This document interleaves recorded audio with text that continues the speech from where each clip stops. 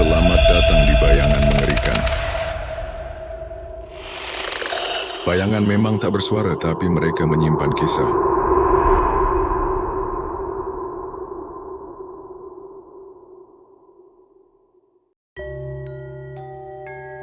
Selamat datang di Bayangan Mengerikan, tempat di mana cerita-cerita yang gak pernah berani kalian bayangi jadi kenyataan. Pernah nggak sih kalian dengar ada kampung yang katanya nggak ada di peta? Kampung yang nggak semua orang bisa nemuin. Tapi kalau udah masuk ke sana, kecil kemungkinan bisa keluar lagi. Banyak orang bilang itu cuma mitos, cuma cerita buat nakut-nakutin. Tapi gimana kalau gue bilang, ada orang yang pernah ngalamin sendiri. Ini bukan cerita asal-asalan, bukan juga karangan buat lucu-lucuan. Cerita ini gue dapat langsung dari teman bokap gue, Pak Budi. Dia seorang sopir truk lintas Jawa, udah sering keluar masuk hutan, desa pelosok, pokoknya tempat-tempat terpencil yang gak semua orang mau lewatin. Tapi satu perjalanan waktu itu, dia gak akan pernah lupa seumur hidup. Semua berawal waktu dia diajak ke sebuah kampung yang katanya misterius. Kampung Silem namanya. Kampung yang bahkan di peta pun udah dihapus. Awalnya dia pikir ini cuma cerita lebay orang kampung. Tapi begitu dia ngerasain sendiri, dia baru ngerti kenapa gak ada yang berani ke sana. Jadi, buat kalian yang penasaran, dengerin cerita ini baik-baik. Siapa tahu suatu hari, tanpa sadar kalian juga nemu jalan menuju Kampung Silem. Mungkin banyak yang belum pernah dengar ya. Wajar sih, karena katanya kampung ini tuh udah dihapus dari peta, kayak nggak pernah ada. Tapi anehnya, banyak yang bilang kampung itu dulu beneran ada, cuma sekarang nggak ada bekasnya sama sekali. Pak Budi, yang dulu kerja jadi sopir truk lintas daerah, dia bilang, waktu itu sekitar tahun 2002-an, dia pernah diajak temennya nganter barang ke sebuah kampung di daerah perbatasan Jawa Tengah sama Jawa Barat. Kampungnya kecil, jalannya sempit, dan katanya namanya Kampung Silem. Warga sekitar sih udah ngasih tahu, jangan pernah ke Kampung Silem bang, itu kampung udah dikunci. Katanya nggak boleh dimasukin orang luar, tapi karena mereka pikir cuma mitos, tetap aja diterusin. Pak Budi cerita, awalnya semua berjalan biasa aja. Mereka berangkat siang hari, cuaca cerah, jalanan juga mulus-mulus aja walau beberapa ruas jalan emang agak sempit dan naik turun. Tapi makin lama suasana mulai berubah. Jalanan makin sepi, rumah warga udah mulai jarang kelihatan. Bahkan sinyal HP mereka udah hilang total. Yang bikin tambah aneh, waktu mereka berhenti sebentar buat ngopi di warung kecil di pinggir jalan, si ibu penjual warung itu sempat ngomong sambil bisik-bisik. Mau kemana mas? Jangan ke arah sana ya, itu jalannya udah ditutup, katanya. Kampung di sana udah lama kosong. Pak Budi nanya balik, maksudnya kosong gimana bu? Si ibu cuman ngelirik ke arah temannya Pak Budi yang lagi di mobil, terus diem. Kayak ada sesuatu yang dia takut buat ceritain, tapi temannya Pak Budi kayak ngecuekin omongan si ibu itu. Dia cuman bilang, udah bu, kita cuma nganter barang, abis itu balik. Ibu warung itu cuma bisa geleng-geleng kepala, matanya kelihatan khawatir. Setelah itu, perjalanan mereka lanjut lagi. Tapi, makin dekat ke kampung yang dimaksud, suasana makin aneh. Jalan yang tadinya beraspal mulai berubah jadi jalan tanah. Terus kayak ada kabut tipis yang nutupin pandangan, padahal masih siang bolong. Pohon-pohon di pinggir jalan juga kelihatan makin rimbun. Daunnya lebat, nutupin jalan kayak lorong hutan. Pak Budi bilang, dia udah mulai ngerasa nggak enak. Perasaan kayak diawasi, kayak ada yang ngikutin dari belakang. Tapi setiap dia nengok ke spion, nggak ada siapa-siapa, cuma pohon-pohon tinggi dan jalanan sepi. Beberapa kilometer kemudian, mereka nemu gapura tua yang udah berlumut. Tulisan di gapura itu masih samar-samar kelihatan. Selamat datang di Kampung Silem. Gapuranya tinggi, catnya udah pudar, ada bagian yang retak-retak, kayak udah nggak keurus puluhan tahun. Tapi anehnya, jalanan abis gapura itu kelihatan masih bersih, kayak sering dilewatin kendaraan. Pak Budi makin heran, tapi dia nggak mau banyak tanya karena temennya kelihatan serius banget nyetir. Suasana kampung itu serem, beneran serem. Rumah-rumah tua berjejer di pinggir jalan, dindingnya udah kusam, beberapa jendela kayak kebuka dikit. Tirainya jerok-jerok kayak ada angin, tapi nggak ada satu orang pun kelihatan. Nggak ada suara orang ngobrol, nggak ada anak kecil main, nggak ada suara ayam atau binatang lain, sepi. Tapi yang bikin bulu kuduk berdiri, ada beberapa tanda-tanda kalau kampung itu sebenarnya dihuni. Di depan rumah ada motor terparkir, ada tali jemuran dengan baju yang masih tergantung. Bahkan di beberapa teras rumah ada kursi yang kayak baru aja dipakai duduk. Lampu teras juga ada yang nyala, padahal masih siang. Pak Budi mikir, mungkin orang-orang lagi kerja di ladang atau ke pasar. Tapi tetap aja, suasananya nggak masuk akal. Kampung sekecil itu, masa nggak ada satu orang pun kelihatan? Bahkan suara langkah kaki aja nggak kedengeran. Di tengah rasa penasaran itu, Pak Budi sempat lihat ke salah satu rumah di pinggir jalan. Di balik jendela yang kacanya retak-retak, dia ngeliat ada sosok bayangan hitam kayak berdiri di situ.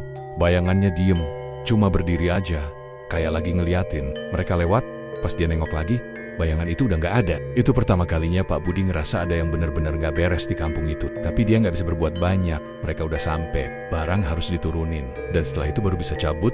Dia cuma berharap semua ini cuma perasaan dia aja. Cuma pikiran yang dibikin parno sama cerita-cerita orang. Tapi ternyata, kejadian selanjutnya jauh lebih serem dari yang dia kira. Waktu perjalanan ke sana, kata Pak Budi udah mulai ada hal-hal yang gak masuk akal. Jalanan tiba-tiba berkabut, padahal siang bolong. Pohon-pohon di pinggir jalan kayak nutupin jalan, padahal sebelumnya gak ada. Awalnya dia mikir itu cuma kabut, biasa atau mungkin lagi musim hujan. Tapi makin lama, kabutnya makin tebal, kayak kabut yang sengaja nutupin pandangan mereka. Matahari di atas kepala masih kelihatan, tapi sinarnya kayak ketahan sama kabut itu. Jadi suasana mendadak remang-remang. Pohon-pohon di pinggir jalan juga berubah.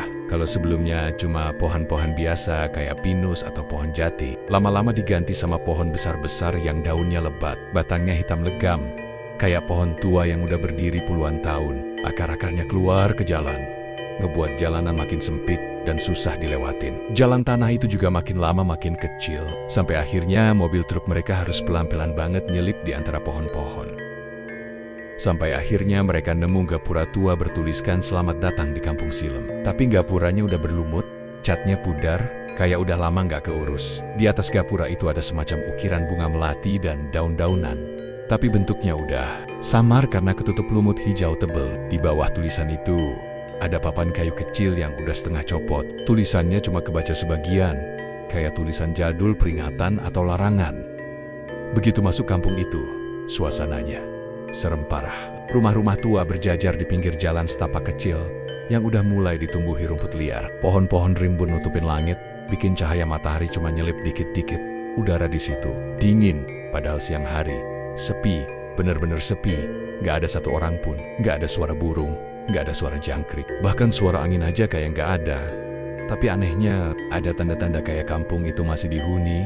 Ada motor diparkir di depan rumah. Motornya bukan motor jadul, tapi motor yang modelnya masih lumayan. Baru, di tali jemuran, ada baju-baju yang masih kelihatan bersih, kayak habis dicuci.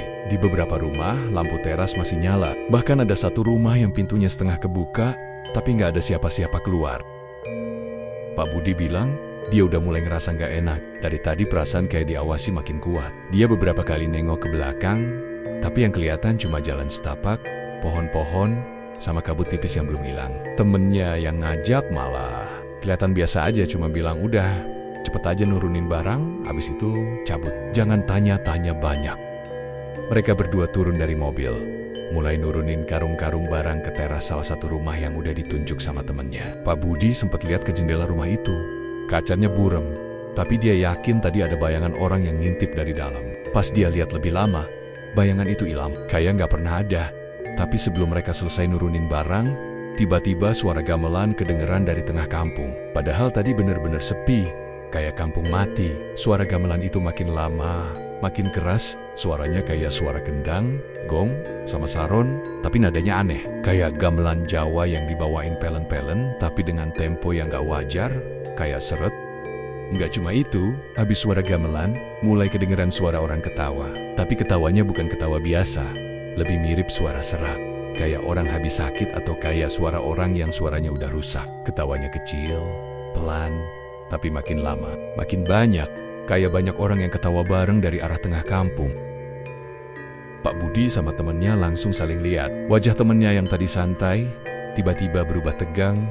Pak Budi tanya pelan, "Bro, itu suara apaan?" Temennya nggak jawab. Dia cuma buru-buru masuk mobil, nyalain mesin, dan bilang dengan nada panik, "Udah, nggak usah tanya apa-apa, kita cabut sekarang." Pak Budi sempat ngelirik ke kaca spion. Pas mereka balik arah, dan di ujung kampung, dia lihat bayangan-bayangan hitam berdiri berjejer di pinggir jalan. Badannya tinggi-tinggi, kurus, Mukanya nggak jelas, kayak cuma bayangan hitam. Mereka diem aja, ngeliatin mobil yang makin lama makin ngegas keluar dari kampung itu. Besok paginya, kata warga sekitar, kampung Silem hilang. Bener-bener kayak nggak pernah ada. Jalan menuju ke sana juga berubah total. Nggak ada gapura, nggak ada jalan setapak. Cuma hutan belantara. Yang tadinya jalan kecil tanah yang masih bisa dilewatin. Mobil, sekarang cuma semak-semak tinggi. Pohon-pohon lebat yang rapat banget kayak nggak pernah ada manusia yang lewatin situ sebelumnya. Pak Budi waktu itu nggak percaya. Dia mikir mungkin dia salah ingat atau salah jalan. Tapi waktu dia balik lagi ke daerah situ, bareng warga sama polisi, mereka bener-bener nggak nemuin apa-apa. Nggak ada bekas gapura, nggak ada rumah-rumah tua, nggak ada jalan setapak. Bener-bener cuma hutan liar. Bahkan posisi jalannya pun udah beda, kayak muter balik sendiri. Dan yang paling serem, teman Pak Budi yang ikut ke sana hilang.